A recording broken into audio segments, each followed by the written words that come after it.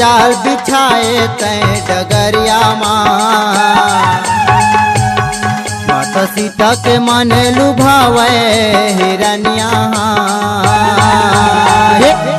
बन बन मिर्गा भागना हो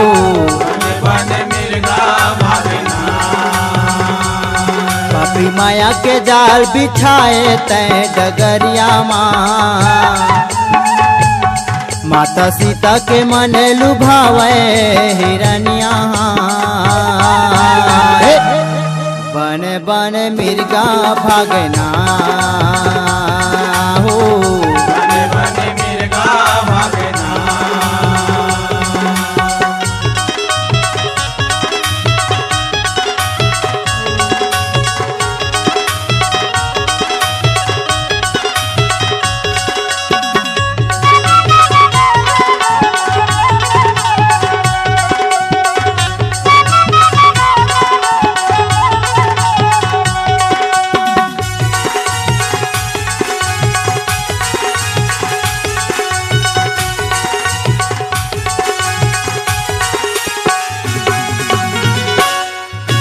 मामा मारी जहाँ बने है मिर्गा कूदत हवे बन बन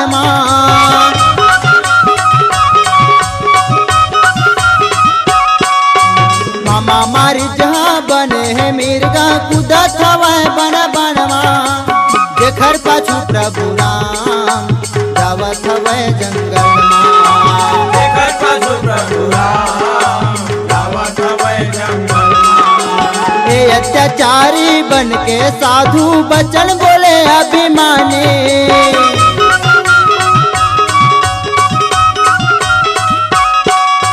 अत्याचारी बन के साधु बचन बोले अभिमानी दया जाने न धरा रोवे सीता बिचारी दया जाने न धरा रोवे सीता बिचारी पैरी कपट के चाल चलावे सुन्ना कुटिया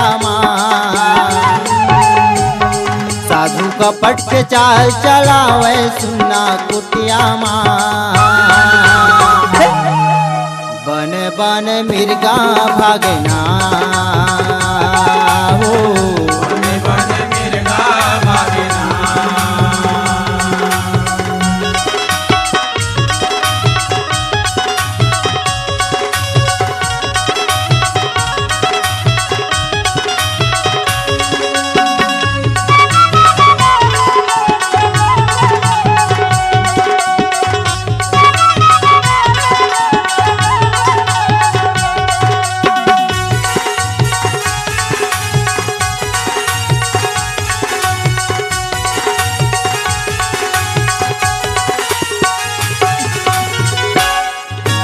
जोजन भरी ते ही बदन पसारा भजो सिया रामा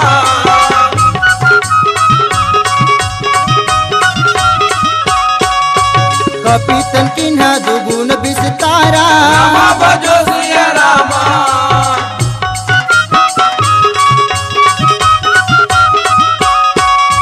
सोरा जोजन मुख ते ही थयवो रामा भजो सिया रामा पूरन पवन सुत बत्तीस भयवो रामा भजो सिया रामा बैरी कपट के चाल चलावे सुन्ना कुटिया साधु कपट के चाल चलावे सुन्ना कुटिया बन बन मिर्गा भागना हो बन बन मिर्गा भागना पापी माया के जाल बिछाए तय डगरिया माता सीता के मन लुभावे हिरनिया बन बन मिर्गा भागना हो बन बन मिर्गा भागना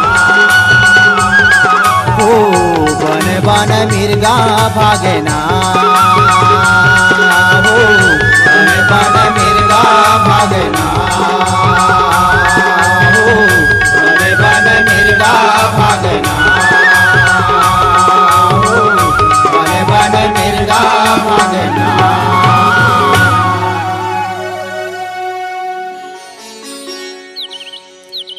जो जन भरी तही बदनु पसारा, कपितनु किन्ही दुगुने विस्तारा।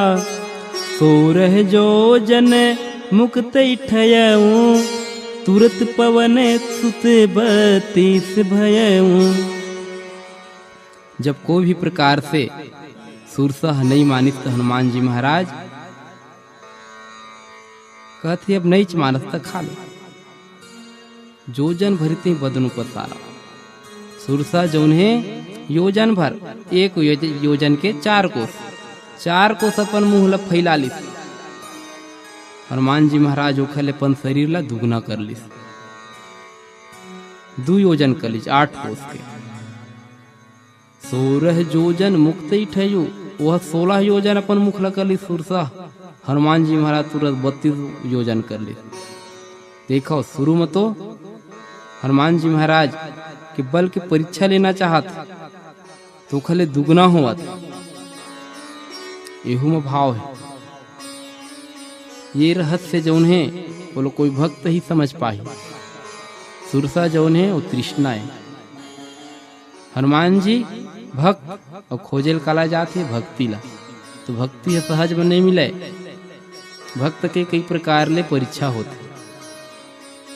हनुमान जी महाराज अतुलित बल धाम, अतुलित बल के धाम है और ज्ञानी माँ अग्रणी। तो हनुमान जी महाराज असन की परीक्षा लेना चाहते,